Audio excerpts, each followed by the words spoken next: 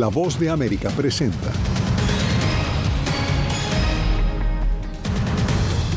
Estados Unidos está de luto por la muerte de quien fuera su presidente número 39, Jimmy Carter. Se preparan los actos para el funeral de Estado. Se acentúan las labores de investigación en Corea del Sur tras accidente de avión que cobró la vida de 179 personas. Comerciantes sirios esperan que caída de Bashar al-Assad traiga un resurgimiento del comercio nacional e internacional. Y un cambio en la regla de visas H-1B permitirá a las empresas conservar a trabajadores catalogados como talentosos.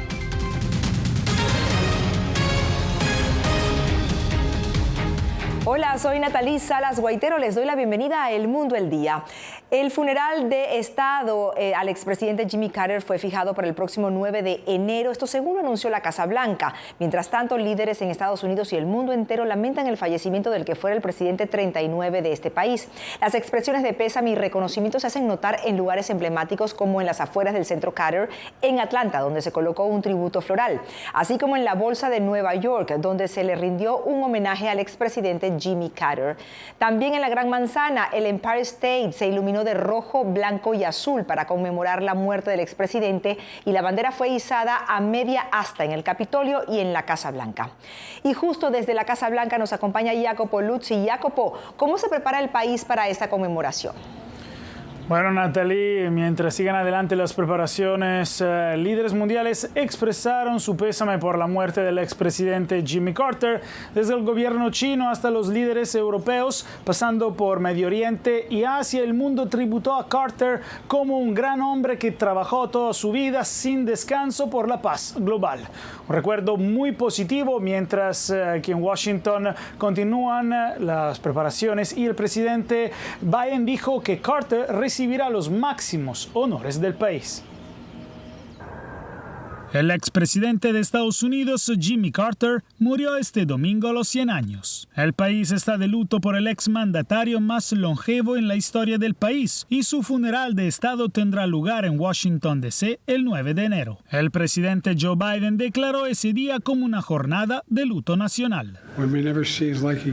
Puede que nunca volvamos a ver a alguien como él, pero todos haríamos bien en intentar ser un poco más como Jimmy Carter. Las banderas en el país y en las embajadas de Estados Unidos alrededor del mundo estarán a media asta por 30 días, mientras Carter yacerá en capilla ardiente en el Capitolio antes del servicio funerario en la Catedral Nacional. Biden y Carter compartieron una amistad que duró casi 50 años. El actual presidente veía a Carter como un modelo.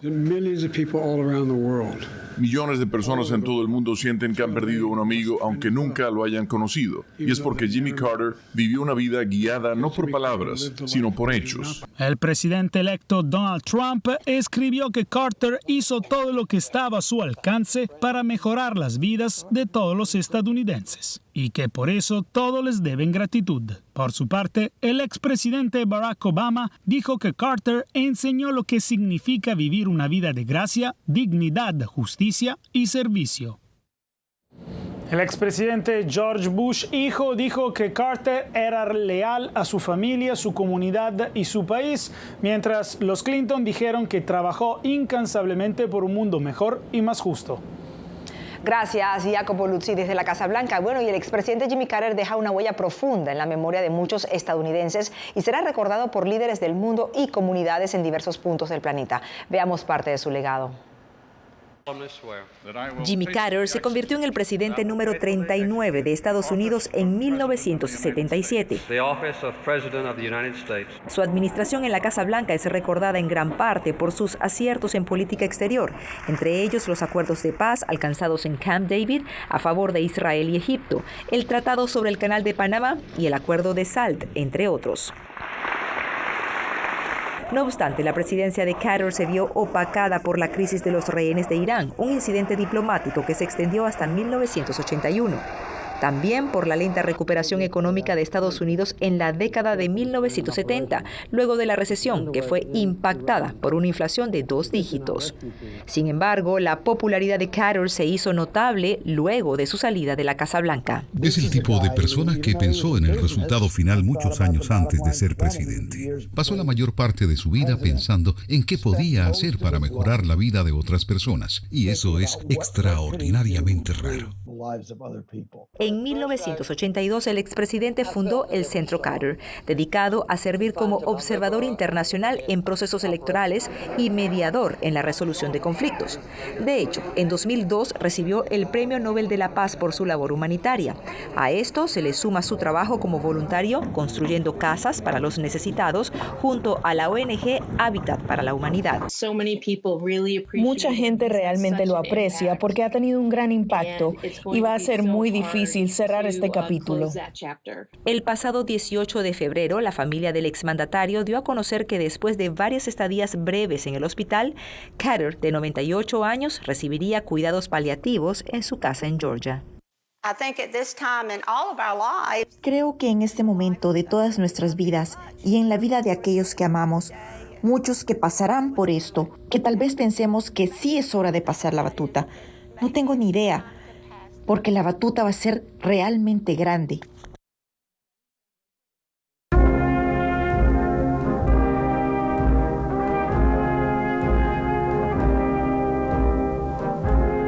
Bomberos e investigadores trabajan en el lugar del accidente aéreo ocurrido el fin de semana en Corea del Sur y en el que murieron 179 de las 181 personas que estaban a bordo. Álvaro Algarra nos amplía.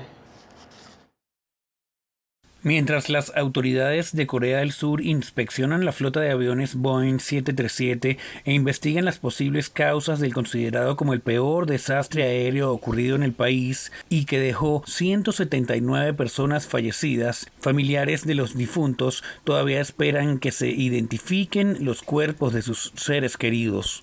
Dicen que los cuerpos de las familias afligidas están tan dañados que va a tomar mucho tiempo recuperarlos. Creo que lo que debemos exigir al gobierno es que contrate más mano de obra para poder traerlos. Las autoridades han citado un choque con un pájaro como la causa probable del accidente. En ese contexto, los ciudadanos de la nación asiática expresaron este lunes su profunda tristeza y conmoción. Al ser fin de año, me imagino que había muchas personas que regresaban de felices viajes al extranjero. Es verdaderamente desgarrador ver un incidente tan trágico ocurrir y eso es lo que más pesa en mi mente. Ha habido tantos incidentes desafortunados últimamente en Corea del Sur que me hicieron pensar mucho. Las personas a mi alrededor también han mencionado que se sintieron deprimidas después de escuchar noticias tan trágicas. De las 181 personas a bordo, 175 eran pasajeros y 6 tripulantes. Solo 2 personas sobrevivieron. Todos los pasajeros eran coreanos, salvo 2 tailandeses, según las autoridades. Álvaro Algarra, Voz de América. El presidente de Azerbaiyán, Ilham Aliyev, acusó a Rusia de derribar accidentalmente el avión de Azerbaiyán Airlines en el que murieron 38 pasajeros y de encubrir el hecho. En un primer momento, la Agencia Federal de Transporte Aéreo de Rusia había dicho que el avión se estrelló después de chocar contra unos pájaros y más tarde señaló que drones de combate ucranianos y la densa niebla obligaron al avión a salir del espacio aéreo ruso. El presidente Aliyev dijo que el avión sufrió daños luego de que los sistemas de guerra electrónica le hicieran perder el control. De acuerdo con la Agencia Estatal de Noticias de Azerbaiyán, en una llamada telefónica durante el fin de semana entre ambos mandatarios, el presidente ruso Vladimir Putin ofreció una disculpa, pero no admitió la responsabilidad.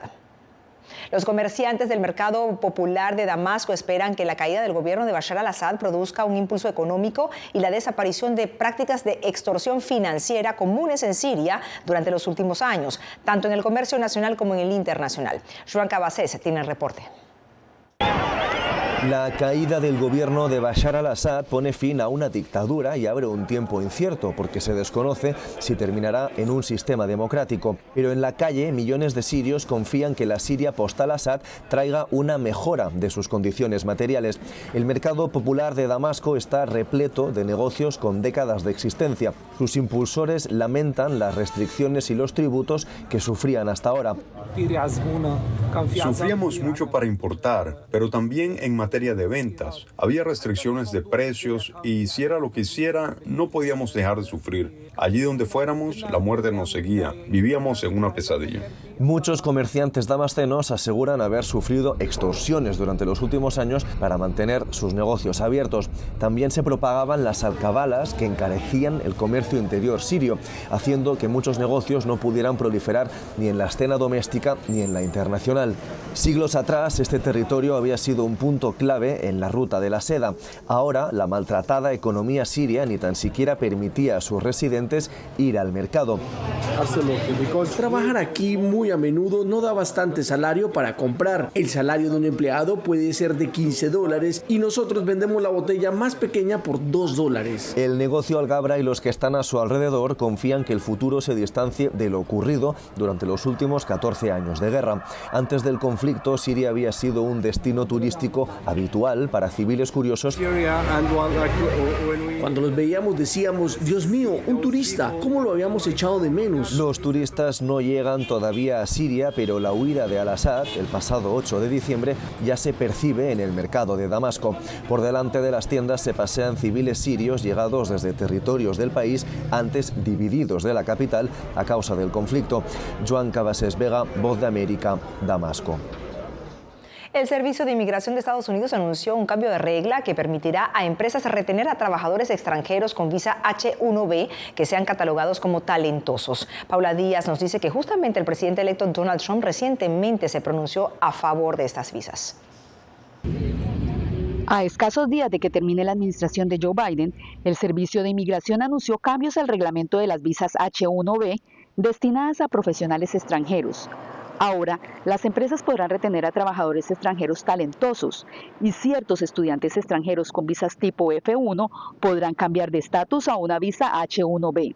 Este fin de semana, el presidente electo Donald Trump respaldó a su partidario clave y multimillonario de la industria tecnológica Elon Musk en una disputa pública sobre el uso de la visa H-1B al que se oponen algunos de sus partidarios. Es una visa precisamente para trabajadores en ocupaciones especializadas que requieren conocimientos más avanzados y en mínimo un requerimiento de un título universitario. Con la publicación de una nueva regla, la Oficina de Ciudadanía y Servicios de Inmigración, UCIS, dijo que los empleadores dispondrán de mayores beneficios y flexibilidades que les permitirán satisfacer las necesidades laborales de ocupaciones especializadas. A las personas que quieren contratar les va a dar la posibilidad de buscar mejor talento, de dar más flexibilidad de tiempos para que puedan también recluir a las personas que necesitan precisamente de las universidades. Activistas proinmigrantes creen que este cambio puede favorecer a profesionales protegidos por DACA o el estatus de protección temporal TPS. Especialmente en las áreas tecnológicas y por parte de ONGs o instituciones de gobierno podrían tener algunas ventajas para los beneficiarios de TPS y de DACA. Según el Departamento de Seguridad Nacional, con la publicación de la nueva regla mejorará significativamente la capacidad de las empresas estadounidenses para llenar vacantes de empleo en áreas críticas, al tiempo que se fortalecerá la economía. Paula Díaz, Voz de América, Tucson, Arizona.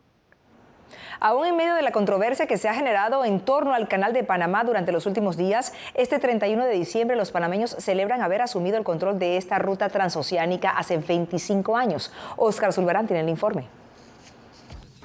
En 1977 se concretó la firma histórica, que pondría fin el 31 de diciembre de 1999 al control estadounidense en la franja del canal que comunica los océanos Atlántico y Pacífico, un episodio importante de la historia estrecha y compleja entre Estados Unidos y Panamá. Era un pedacito dentro de un país y al lado de las ciudades más importantes, lo que obviamente llevaba muchas tensiones y problemas, y además una sensación desde que se firmó el tratado de 1903, un tratado firmado en un momento de crisis y en un momento difícil para Panamá, que los panameños empezaron a tratar de renegociar casi enseguida. Estados Unidos es por amplio margen el principal usuario del Canal de Panamá. Es el origen o destino del 76% de la carga que por allí transita.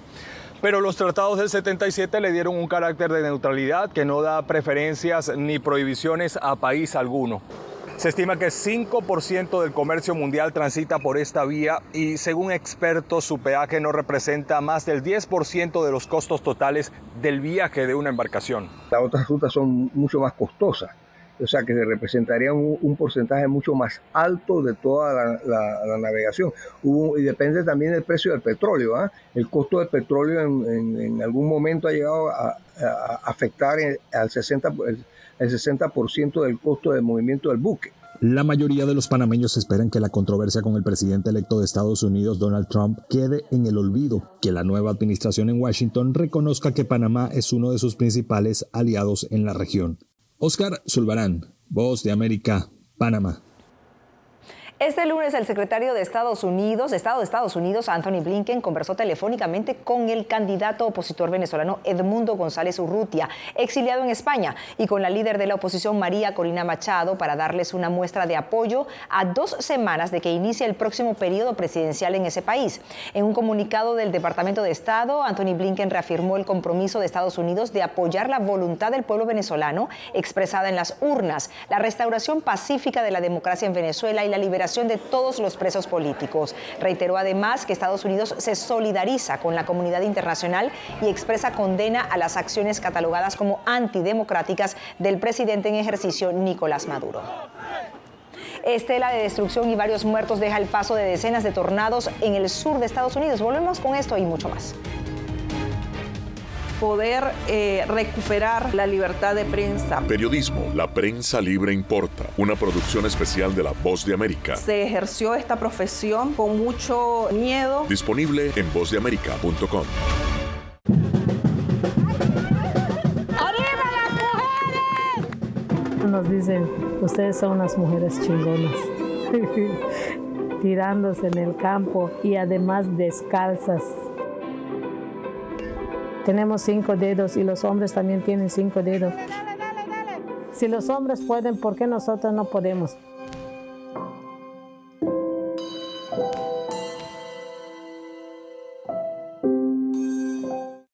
Soy Belén Mora, periodista de La Voz de América. Como reportera y presentadora tengo la responsabilidad de acercarles las historias que se generan en Washington y que impactan tu entorno cercano.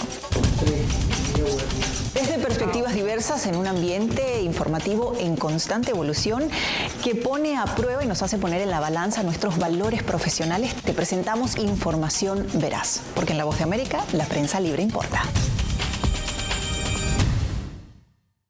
Hace un año fueron despojadas de todo en su tierra, pero lejos de silenciar su talento, desde su exilio obligado sus notas musicales ahora se escuchan en todo el mundo.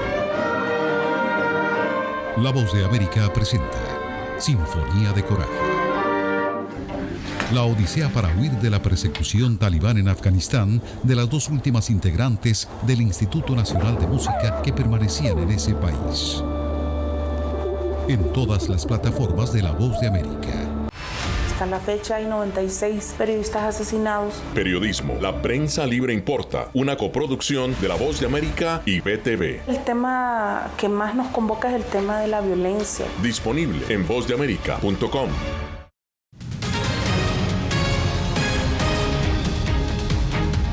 Al menos 4 personas han muerto por causas relacionadas con las severas tormentas que se han registrado en varios estados de Estados Unidos y el total de 38 tornados que se reportaron en Arkansas, Georgia, Luisiana, Mississippi, Carolina del Norte y Texas durante el fin de semana. Solo en Mississippi, el gobernador Tate Reeves confirmó 2 muertes y dijo que se estaba llevando a cabo una evaluación de daños en todo el estado, donde alrededor de 100,000 clientes de servicios públicos se quedaron sin electricidad, aunque ya se ha podido restituir el servicio en muchas de las zonas. Los otros 2 fallecimientos ocurrieron en Texas y Carolina del Norte. Autoridades marítimas colombianas reportan que un total de 411 migrantes irregulares que eran trasladados en embarcaciones ilegales fueron rescatados en alta mar durante este año. Jair Díaz tiene los detalles. Los guardacostas de la Armada de Colombia han rescatado en alta mar a 411 migrantes irregulares en lo que va del 2024, cuando han sido encontrados a bordo de embarcaciones ilegales con la meta de cruzar a Centroamérica por el Golfo de Urabá y la isla de San Andrés. Esas embarcaciones van sin los mínimos de seguridad, pero el llamado es a ese, es a evitar el empleo, porque es un combustible, es ingresos a esas economías ilícitas. La Armada de Colombia percibe que la actividad viene en descenso, ya que la cifra es menor a los migrantes rescatados en alta mar durante 2023. En 2023 la cifra se acerca a los 589 migrantes, es una reducción aproximada del 30%. Y una cifra global son 4.551 migrantes salvaguardados desde el 2013 a lo que llevamos del 2024. El experto en migración, John Sánchez, sugiere crear una campaña de prevención para que los migrantes no expongan sus vidas en el mar y sigan siendo víctimas de las redes que se lucran de este flagelo. Ese tipo de embarcaciones no solamente te ofrece o les ofrece a ellos de pronto una economía mejor, sino más velocidad al momento de cruzar ciertas áreas que hacerlo, obviamente, por las trochas del Darién y a pie. En el caso más reciente, 44 migrantes, entre ellos 10 menores de edad y una mujer en estado de gestación, fueron rescatados por la Armada de Colombia cuando intentaban cruzar a Panamá en una embarcación ilegal. Yair Díaz, Voz de América, Bogotá. En breve, nicaragüenses se unen en la esperanza de lograr en 2025 el fin de la crisis en su país. Quédense con nosotros.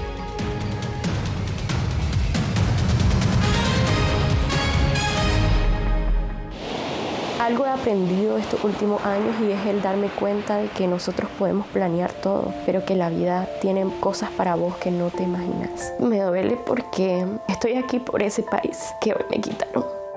Yo siempre he dicho que la libertad está en la mente y el hecho de que tu cuerpo esté en un lugar no significa que no sos libre. Siempre me sentí libre, incluso estando presa me sentí más libre porque pude darme cuenta que si estaba ahí es porque realmente he elegido qué hacer con mi vida.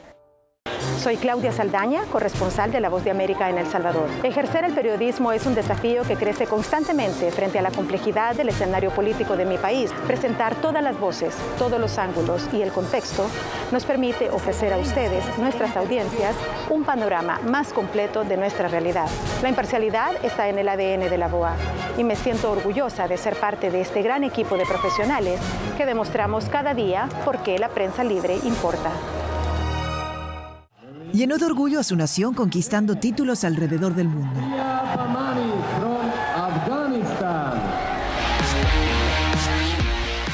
Sin embargo, como mujer que desafía las expectativas de género en Afganistán, su vida, triunfos y carrera están ahora en grave peligro. Rompiendo un tabú. Ahora, en todas las plataformas de La Voz de América.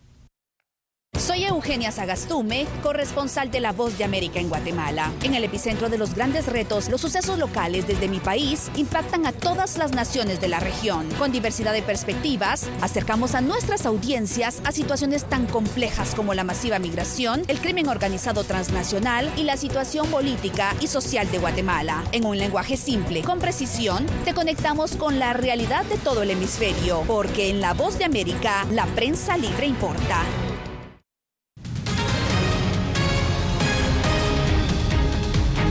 Diversos sectores de la sociedad civil nicaragüense hacen votos para que la crisis sociopolítica en ese país pueda resolverse en 2025. A pesar de que el gobierno ha enfurecido las leyes, los ciudadanos no pierden la esperanza de que ocurra un cambio democrático.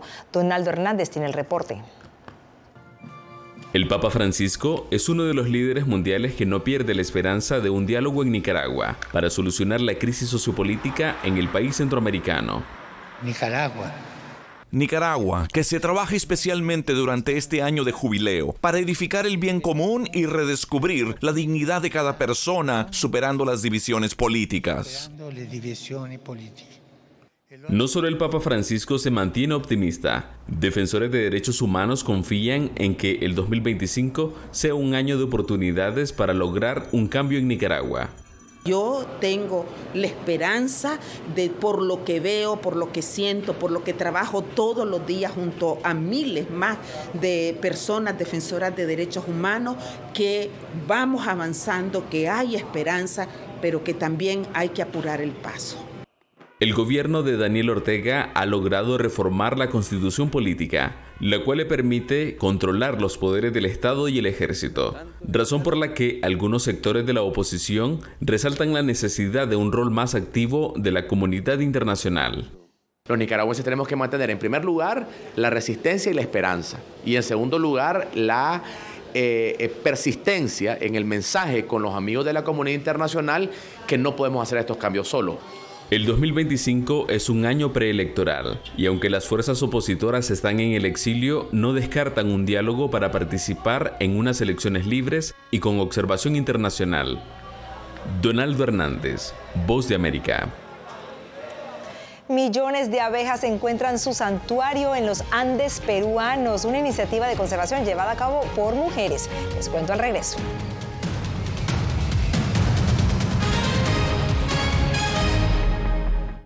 Soy Julia Riera, periodista de La Voz de América en Washington. Tengo el placer de contarte la actualidad de Estados Unidos y el mundo a través de la televisión y nuestra página web. Para la semifinal, también comparto contigo las noticias más destacadas a través del canal de WhatsApp de La Voz de América. Esta edición especial. Y así, desde todas las perspectivas y reportando sobre los temas que hacen historia, puedas formar tus propias opiniones. Porque en La Voz de América, la prensa libre importa.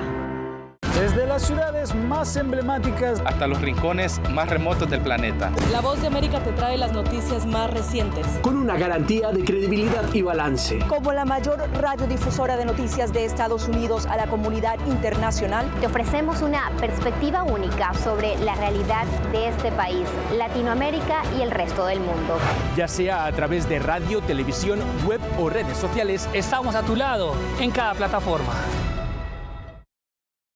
Soy Yair Díaz, corresponsal de La Voz de América en Colombia. El reto de informarte de manera veraz, precisa y objetiva en un mundo donde la verdad es cada vez más difusa es lo que me motiva a trabajar en La Voz de América. 5 vehículos militares que recibir a Colombia. Desde las calles de Bogotá, desde donde ocurren las noticias que más te impactan, te informamos de manera independiente para que, con base en hechos, te formes tu propia opinión, porque en La Voz de América, la prensa libre importa. Poder ser la voz de la denuncia de tantas personas que sienten fuertemente vulnerados sus derechos. Una de las patas que sostiene la democracia debe ser la libertad de prensa. Periodismo, la prensa libre importa, una coproducción de La Voz de América con nuestras afiliadas en la región. ¿Cómo garantizar que las voces lleguen a quien tienen que llegar? Impunidad, indolencia de la justicia son nuestros principales enemigos. Disponible en vozdeamerica.com.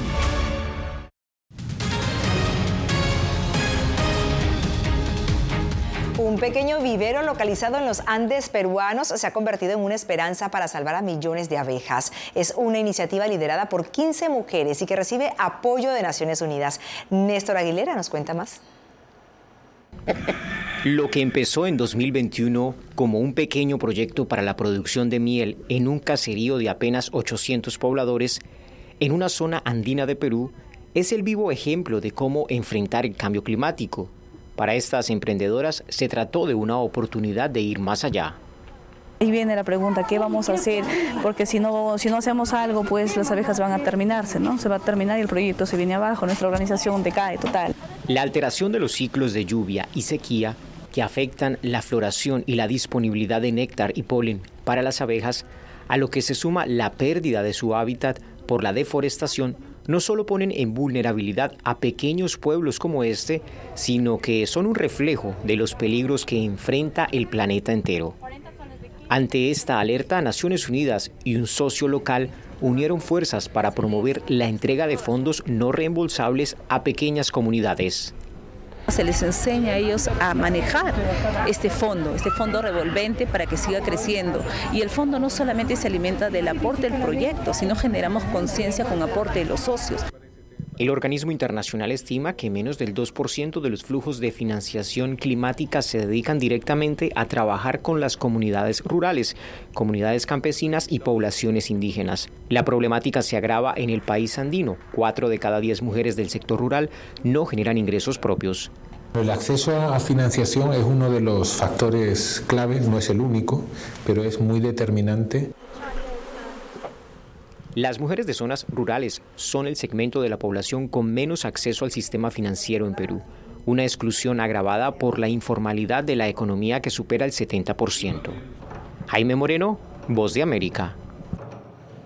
Finalizamos esta emisión de El Mundo al Día recordando al expresidente Jimmy Carter, quien falleció a los 100 años, el expresidente más longevo en la historia de este país. Su legado como estadista se conserva dentro y fuera de Estados Unidos.